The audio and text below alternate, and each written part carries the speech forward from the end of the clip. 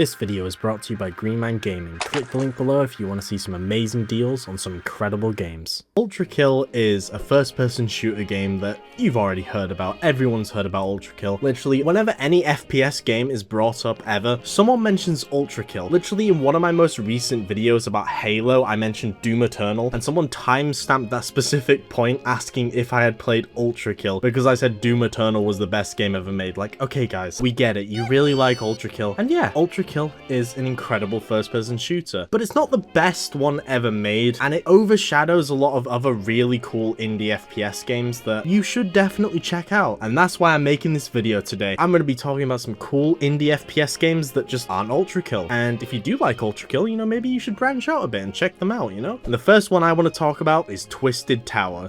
Now, Twisted Tower is what happens when you take something like ULTRAKILL, but combine it with the aesthetic of BioShock. And I'm not even joking here, the developer's actually kind of shameless with this. I mean, look at the shotgun crosshair. That is literally the exact same crosshair as the shotgun from BioShock 1. Hell, even the weapons look the same. I mean, yeah, the aesthetic as a whole, it looks like BioShock, and I love how BioShock looks, so I'm already a sucker for this game. Twisted Tower is a game set in a giant tower that is twisted. It's in the name. And when I say twisted, I mean it is fucked up and it moves around and it literally is twisted. Like, it's like a weird fun house almost, which makes a lot of sense because it is technically a theme park that breaks a lot of health violations. Like, there's parts where you're riding on like what is essentially a roller coaster type thing, and it's like, who approved of this? Oh, and while we're on the comparisons, it also takes from the best thing from Duke Nukem Forever, and you can pick up poo and throw it. Yeah, I love poo jokes. Why am I doing this? We're scaling this tower because we're trying to save our partner who was kidnapped right after we watched a film. Kidnapped by the director of a film we just finished watching. And yeah, that's all I'm gonna say about the story, because the story is quite interesting and it is also quite fucked up and twisted. You get it? You get it? Okay. So let's talk about the gameplay. Twisted Tower is pretty much a standard first-person shooter game. You know, you go around, you pick up guns, you shoot a bunch of enemies. I wouldn't say it really expands on this formula, more just does it really well, and sometimes that's all a first-person shooter really needs. You know, it's fun, it's fast-paced, all the guns feel really fun to use, and some of them are really weird and unique, like this gumball machine gun, and some of them are completely busted, like this. It was essentially a ray gun that can almost one-shot every single enemy. The enemies too are really fun to fight, and they're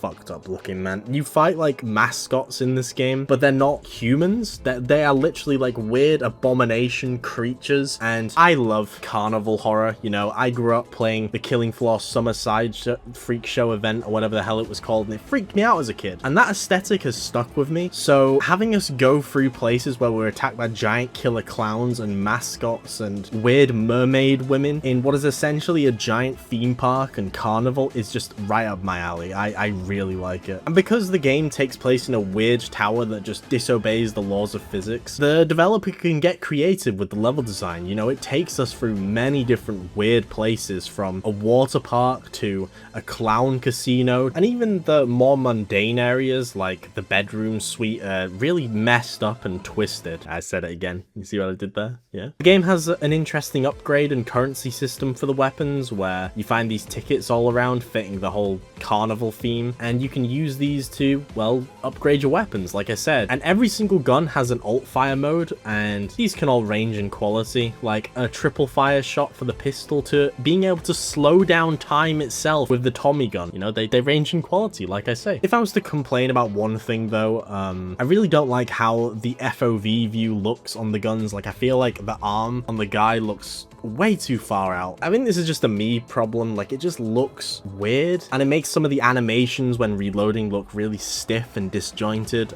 but I think that's just a me problem. That's a subjective problem. Overall though, Twisted Tower is a really good time. It's not the longest game, but you know, sometimes shorter games are better. You're gonna have a good, like, fun 4 hours playing through this, and you probably won't regret it. I highly recommend checking it out. It's probably out by the time this video is over. I was actually under embargo while recording this because I was given early access to the game from the guy, which benefited me heavily because I was really looking forward to it. I've been keeping my eye on this game for years, and it didn't disappoint. I really enjoyed it. Now, the next game I want to talk about is Roboquest.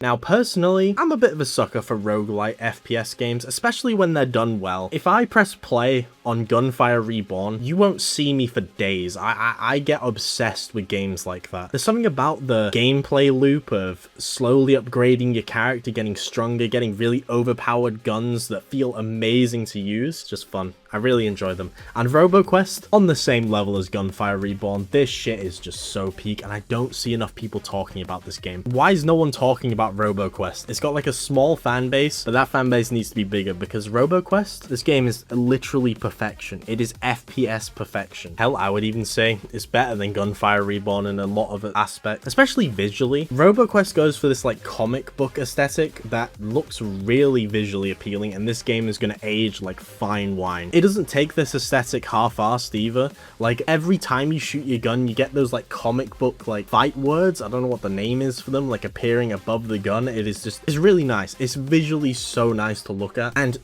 gameplay wise, it is so much fun. So much fun. So already it kind of plays like something like Doom Eternal or ULTRAKILL. It's super fast paced, you're gonna be jumping around the arenas, but what else it does? It adds grind rails. One of my favorite mechanics from anything. You know, grind rails, the things from Ratchet and Clank, the whole thing that Sunset Overdrive is based around, probably one of the most fun mechanics ever, and Roboquest put this mechanic into a first-person shooter. They even created a boss where you have to ride the grind rails, and you have so much freedom with your movement. The guy's called Sir Cater Coaster, and it's so much fun to fight. Genuinely so much fun to fight. Also, unlike Gunfire Reborn, I think Roboquest doesn't have a single gun that I don't enjoy using. Every single weapon that I've found in my playthroughs, I've never wanted to ignore. Like, I've had so much fun using all of them, from like a weird disc gun to your standard double barrel shotgun. They're just so much fun to use. The whole game is a blast, and it's co-op. It's co-op. Oh, and there's also a VR version for some reason. I need to get my hands on that shit. I don't know how that plays. Supposedly it's good. I'm not surprised, but Roboquest in VR, it just seems like an absolute blast, and I'm probably gonna get my hands on that. Now, the next game I want to talk about is Agent 64.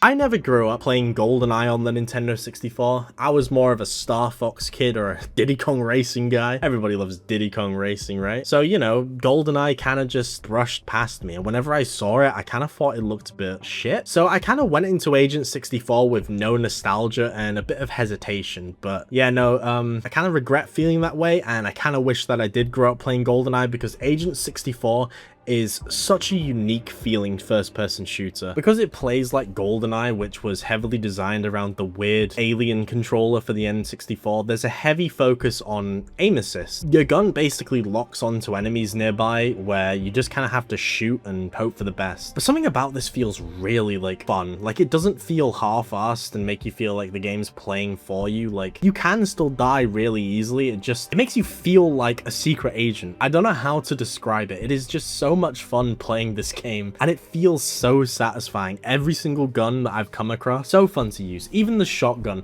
running into a room and just blasting every enemy in the way before they can even react, it is just chef's kiss. So much fun. I also love the level design, because it goes for the N64 look where the levels are very blocky. It's definitely built around being able to take cover, peek out and shoot enemies, and then head back into cover, because again, you can die very easily in this game. This isn't like ULTRAKILL where you're going to be jumping around. You kind of need to take it a bit slower, because if you just go in head first with no cover, you're going to get absolutely obliterated. I'm only a few missions into Agent 64, but I wanted to highlight it in this video because I'm having a lot of fun with it. Also, this game has PvP, like the original GoldenEye. So if you have a few friends and you want to relive those memories, if you grew up with GoldenEye, then here you go. Agent 64. It's right there. Now, the next game I want to talk about is Metal Eden. I've spoken about Metal Eden multiple times on this channel, and I'm gonna talk about it again because not enough people played this game, man. Metal Eden is so good. It is so much fun. It's a cyberpunk Doom Eternal, essentially. I don't know if cyberpunk's the right word to describe the aesthetic, because, yeah, I don't know if I got that right, but aesthetically, Metal Eden looks incredible. It goes for this very simplistic look where it really highlights the saturated colors, with everything else being kind of muted and basic. Like, it looks incredible. Kind of goes to what Marathon does, but better. I prefer how Metal Eden looks, honestly. Metal Eden plays a lot like Doom Eternal. You know, you got a dash, you got enemy weaknesses. You have to spend a lot of time in the air jumping around as, you know, Doom Eternal. You know, it plays like Doom Eternal, and Doom Eternal's the best FPS game ever made, so that's a good thing. Something unique for Metal Eden, though, is you have this mechanic where you can rip out the cores of enemies, and there's different ways you can tackle using these cores. You can use them to power yourself up to give yourself like a really powerful punch, or you can throw them like grenades. And there are small fodder enemies where you can rip the core out of them straight away to utilize these for stronger ones. Enemies also have different colored health bars, which are weaker to certain weapon types, like plasma weapons are stronger against shields, you know, kind of like Borderlands in a way, and red health bars are weaker against the more traditional methods, like just using a fucking assault rifle or some shit. But yeah, I've spoken about Metal Eden quite a few times. I think I have an entire video on this channel just talking about the game itself, but it's so fun. It's not even a full price game. It looks like a full price game visually. Like, it looks amazing, and I'm surprised that it's like, is this an indie game? I think it's an indie game. I don't think it's made by many people, but it looks like it was. Also, this is one of the few Unreal Engine 5 games that run amazingly. I had no performance issues playing through this game, and I just want to highlight that alone. An Unreal Engine 5 game that runs well. That's Metal Eden. It's an anomaly, and you should play it. Now, the last indie FPS game I want to talk about is Blood Reaver. When I was younger, I played a lot of Call of Duty Zombies, which might surprise a lot of you because I fucking hate Call of Duty. I can't say that for Call of Duty Zombies though. Like, I remember spending so much time playing like Kino with my brother, or the original World at War map, trying to get to the highest wave we could get to as possible. It was just so much fun. The highest wave we could get to as kids was 6. It's kind of embarrassing looking back at it. Well, Blood Reaver takes that Black Ops 1 Call of Duty Zombies formula and makes it into an entire game and puts more of a fantasy spin on it, and it's a good time. This is the only game on this video that is an early access game, so obviously it's not the most content rich thing ever right now, but it's still a very strong foundation, which is why I want to talk about it. Because playing through this, even just by myself, I get that old Zombies feeling, if you know what I mean. Like, I get that nostalgic feeling playing this game. It gets almost every single element of old Call of Duty Zombies down to a T almost. Even small things like shooting an enemy a few times, then knifing them on the first wave to get as many points as possible. That's in this game. A bit shameless, but you know. Obviously, it puts a unique spin on all of this. What is essentially the mystery box in this game, you can actually get things that you can place down like a turret, which I got on my run, and it was very useful. It regenerates after it breaks, so you can wait for it to recharge and place it down somewhere else when you're in a sticky situation. And the ray gun in this game is like this crystal gun, which is very cool, very fun to use. I really like it. I like as well that there's kind of loadouts. Your character has these special abilities, and the ones that I were using in this game was a slow down time ability and this injection that speeds up your reload and your movement speed. And obviously you can increase these normally. There's what is essentially the upgrades like Juggernaut and stuff, which are these like funny cards which you can find around the map, and eventually you can do stuff like pack-a-punching guns, which I think is called infusing the gun. I don't actually fully know yet because I am shit at this game, and the highest wave that I can survive to by myself is wave 11. And yeah, you know, it is basically copying Call of Duty Black Ops 1, 2 and World at War Zombies down to a T in a way. But I mean, like, if Activision aren't gonna be doing anything with that formula, then why not let the indie games expand on that shit, you know? And Blood Reaver, it feels like a very promising beginning to something that could be great, and something that I could see myself spending hundreds of hours on. Right now it only has one map, but that one map is this big sprawling area that is just so much fun to explore and uncover, with some things that might lead to an Easter egg. There is actually an achievement that says kill the Chaos Demon, so there could be some like Easter egg shit that could lead to a boss fight if you want to do that, or if you just want to survive as many waves as humanly possible, that option is also there. So even though it's only one map and it's in early access, I can see myself spending a few hours just having fun playing this with a few friends, and I'm really excited for what the future has to come for this. Now, before I finish off, I want to give a little highlight to one game that I've been playing recently that's technically not a first-person shooter, but it is first-person, and I just want to mention it. It's called Voltage High Society. And the reason why I want to highlight it is because this game is weird. This is like a Cruelty Squad type deal where it's just a clusterfuck, but in a good way, if that makes sense. Like, this game is weird. It's got to focus on melee combat more so than first person shooting, but I don't know, man. Just look at it. Like, it's so cool looking, and I just wanted to mention it in this video if you're looking for a small indie game that you want to check out. You know, I'm giving you a list here of some cool indie games to check out when you can. And yeah, you know, those are the indie games I wanted to highlight that aren't ULTRAKILL, because come on, man, ULTRAKILL's had enough attention. How many reviews does it have on Steam? Let me have a look. How many reviews does ULTRAKILL have on Steam? It's got 148,000 reviews on Steam. Do you know what else is in the hundreds of thousands of reviews on Steam? Fucking Elden Ring. That's how big ULTRAKILL is. God damn. It is a good game though. I hope none of you took that the wrong way. You know, I do like ULTRAKILL. Thank you all so much for watching this video.